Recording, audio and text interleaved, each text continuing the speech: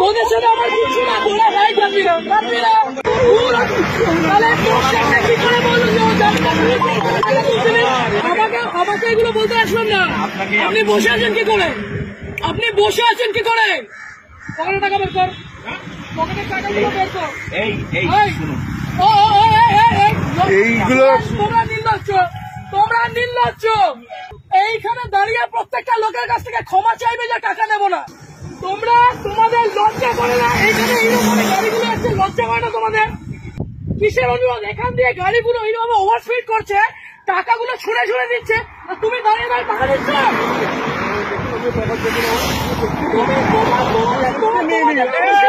আবার এই আসতে আপনি পুলিশ অফিসারে আপনি নিজের উচিতকে সম্মান করছেন, আপনি আপনার উচিতকে সম্মান করছেন। আজকে আপনাদের মতো কিছু খারাপ ছোট লোকদের জন্য বাকি সবাইকে আমার আঙুল উঠছে।